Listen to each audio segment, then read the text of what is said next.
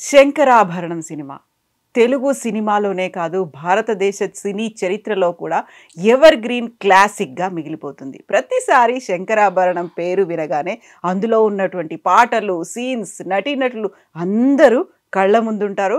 ఎగ్జాక్ట్గా నా కళ్ళ ముందు, నా ముందు కూడా ఒక ఆర్టిస్ట్ ఉన్నారు. శంకరాభరణాన్నే తన ఇంటి పేరుగా మార్చుకున్నటువంటి శారదా ఉరఫ్ రాజ్యలక్ష్మి గారు మనతో పాటుగా ఉన్నారు. అమ్మ నమస్కారం. నమస్తే అమ్మ. ఎలా ఉన్నారు మీరు? ఇలా ఉన్నాను. చాలా బాగున్నారు, చాలా బాగున్నారు. నేను శంకరాభరణంలో ఎలా అయితే ఒక చబ్బీగా, ఒక అమాయకురాలుగా కనిపించేటువంటి రాజ్యలక్ష్మి శారదా గారు ఎలా ఉన్నారో ఇప్పటికీ మీరు అలాగే ఉన్నారు. థ్యాంక్ యూ అమ్మా, thank you. So first movie అది నూతన తార. పడడం కూడా భలే పడింది. రాజ్యలక్ష్మి అనేది నూతన తార అని పడింది. అప్పటికి మీరు 10th క్లాస్ కంప్లీట్ చేశారు. అంతేనమ్మా. అంతే, 10th క్లాస్ కాగానే సినిమాల్లోకి వెళ్ళాలి అనిపించింది. అందులోనూ విశ్వనాథ్ గారి సినిమా. విశ్వనాథ్ గారి సినిమా అనగానే ఆయన బోల్డ్ అన్ని చెక్ చేస్తారు. ఇలాంటి క్యారెక్టర్స్ ఉండాలి, లేకపోతే ఇలాంటి ఫీచర్స్ ఉండాలి, ఇలాగే లంగావణి వేసుకొని ఉండాలి, ఇలాంటి జడ ఉండాలి, ఇలాంటివన్నీ చూస్తారు కదా.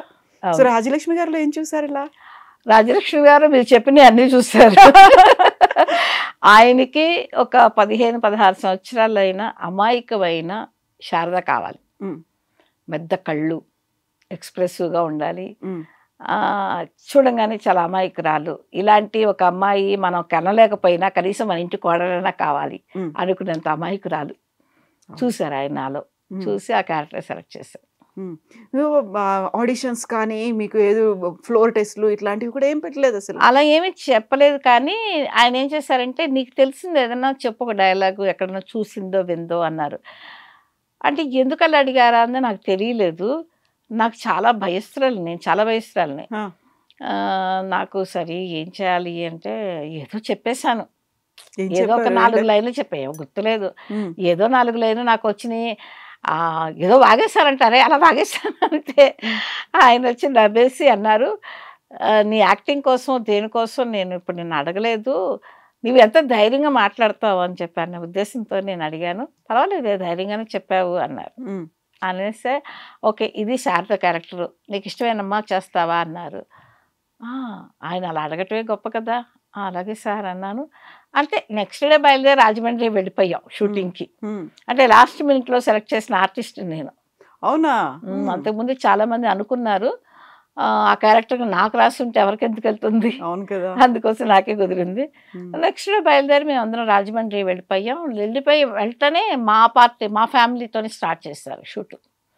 అంటే ఫస్ట్ డే వచ్చి సామజోర్గం నా సాంగ్, పెళ్లి చూపుల సీను, ఫస్ట్ డే దాంతో స్టార్ట్ చేశారు. ఆయనకి ఏంటంటే ఫస్ట్ టైం కొత్త అమ్మాయి, ఆ అమ్మాయికి దేవుడు ఆశీర్వచనలు కావాలి అని ఒక తులసి చోట చుట్టూ తిరిగేట్టు ఒక షాట్ తీశారు. అయితే సినిమాలో ఉండదు ఆ షాట్, నాకు ఫస్ట్ తీసిన షాట్. ఆ తర్వాత చీర కట్టుకుని రమ్మా అన్నారు.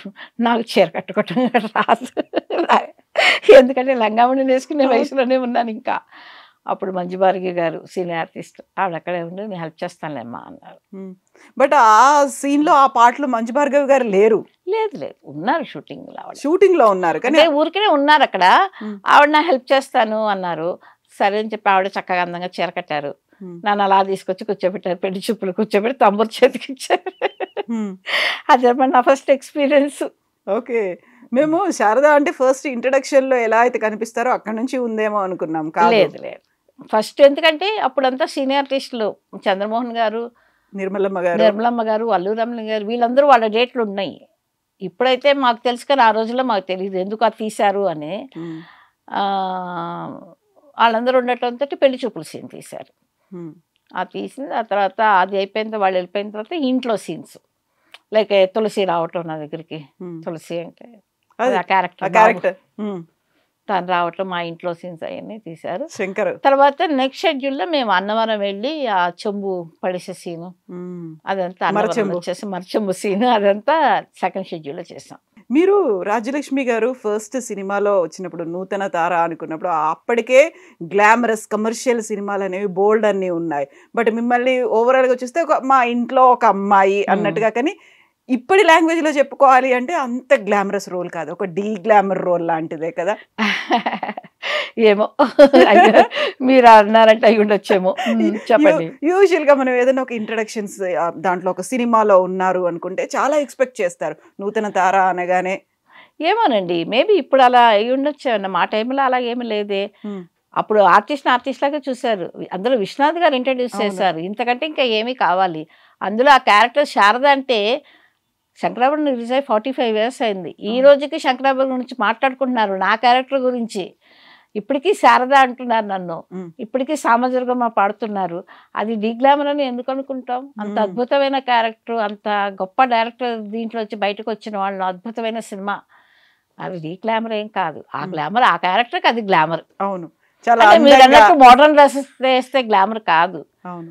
అదేవి కాదు. అందులో మేబీ ఈ జనరేషన్ కొంచెం మార్పు ఉంది కాబట్టి, మా టైంలో వచ్చి మోడర్న్ క్యారెక్టర్లు మేమే చేశాను. కానీ ఆ క్యారెక్టర్కి అదే యాప్ట్, ఇంకా అంతే. దానికి సెకండ్ థాట్ లేదు ఆ క్యారెక్టర్కి.